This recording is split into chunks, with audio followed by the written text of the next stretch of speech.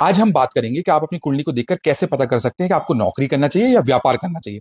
तो देखिए, कुंडली का जो 10th हाउस होता है वो कहीं ना कहीं नौकरी को रिप्रेजेंट करता है, और वहीं पर कुंडली का जो 6th हाउस होता है वो नौकरी का सपोर्टिव हाउस होता है। वहीं पर यदि हम व्यापार की बात करें तो कुंडली का जो 7th हाउस होता है उससे हम बेसिकली दैनिक आय को देखते हैं, व्यापार को देखते हैं। और कुंडली का जो 11th हाउस होता है उससे हम बेसिकली प्रॉफिट को देखते हैं, लाभ को होते हैं, जो भी आप बिजनेस कर रहे हैं उसमें क्या लाभ होगा। तो कुंडली के जो ये दो हाउसेज होते हैं ये बहुत इंपॉर्टेंट हाउस होते हैं नौकरी और व्यापार को समझने के लिए।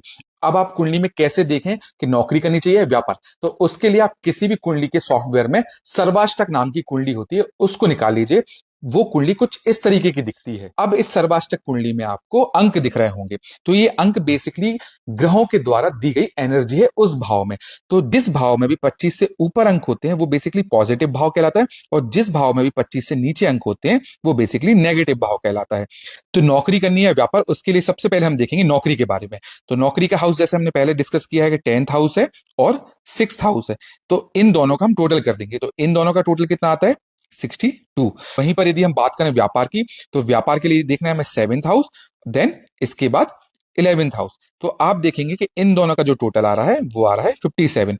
तो कहीं ना कहीं 62 ज्यादा है कंपैरेटिवली 57 के। तो यहां पर नौकरी करना ज्यादा अच्छा होगा कंपैरेटिवली बिजनेस के। हालांकि दोनों, मतलब बिजनेस हाउस की बात करें या